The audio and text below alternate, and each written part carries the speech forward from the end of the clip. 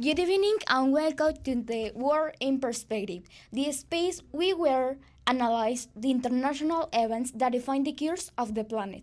Tonight, we will talk about three news stories that, although they occur in different contexts, have something in common. They reveal how the United States continues to project its power around the world.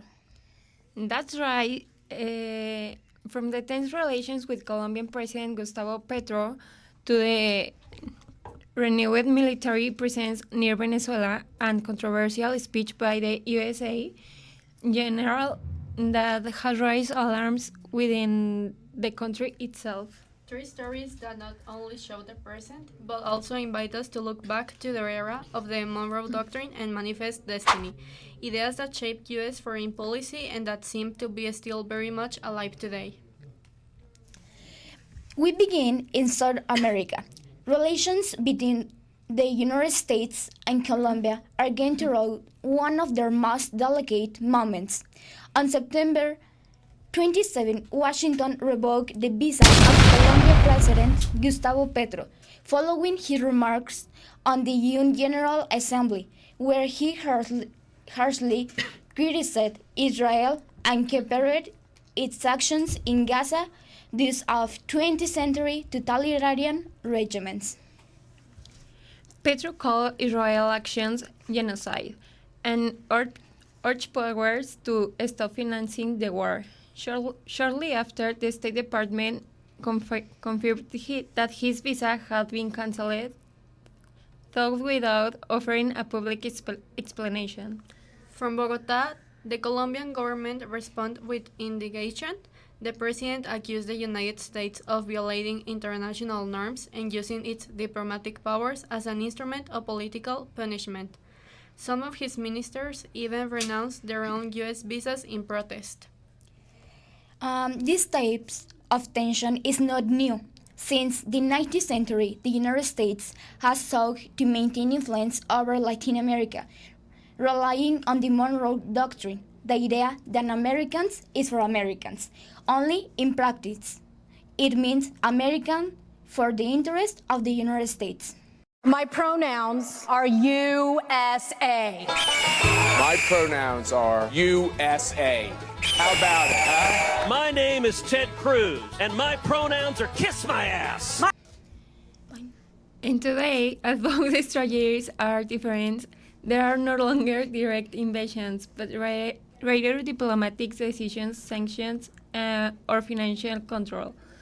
The principle remains the same, setting limits on Latin American governments that stray from its political orbit. Now we turn to the Caribbean. In recent weeks, the United States has increased its military presence near the coast of Venezuela.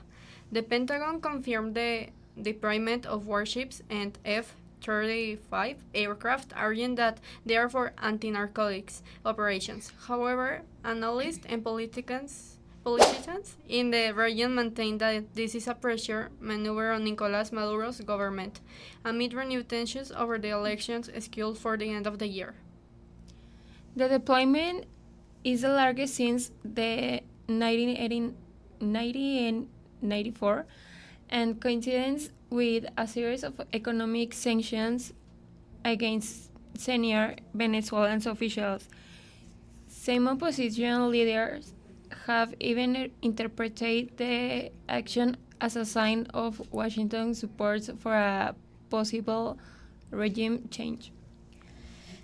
Meanwhile, the Caracas government has denounced an imperialist provocation and assures that any violation of its sovereignty will be responded to with firmness and national dignity.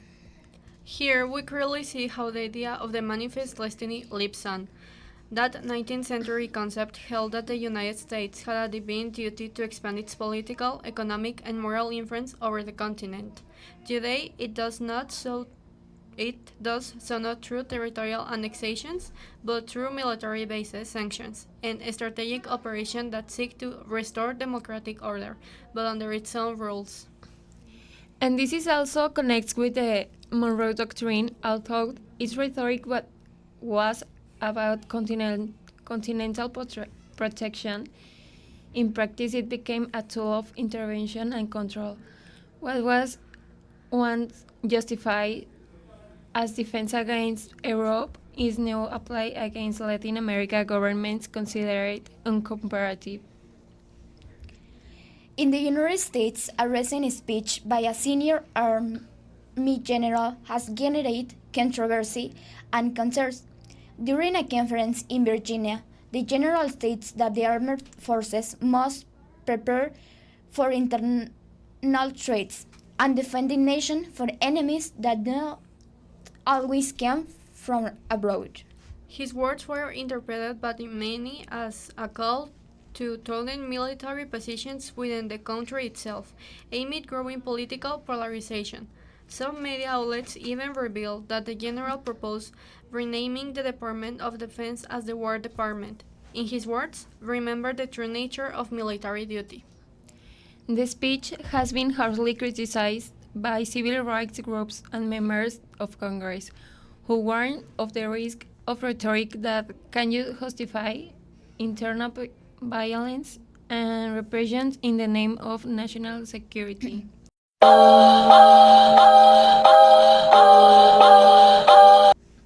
It's interesting to note how this shift in military tone also reflects an old pattern, that of a nation that sees itself as the guardian of order, both outside and within its borders. And that view, deeply tied to Manifest Destiny, suggests that the United States not only considers itself entitled to intervene in other countries, but also in its own social fabric, when it perceives a threat to its ideal nationhood. So this is how liberty dies. With thunderous applause. From the Monroe Doctrine to Manifest Destiny, and from there to the 20th century, the logic of power remains the same: protecting its influences, ensuring its hegemony, and defending who represents good or evil within the American continent and even within its own home. These three news stories, beyond the headlines, use that history doesn't always repeat itself, but it does rhythm.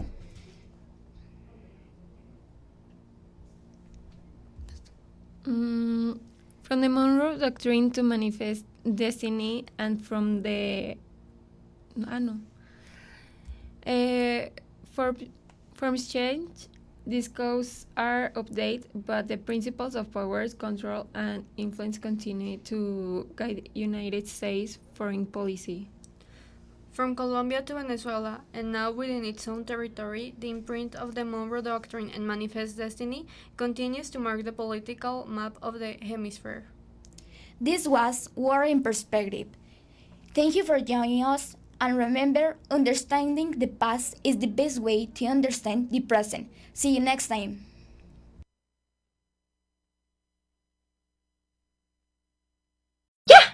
Okay, love you guys. Don't forget to smile.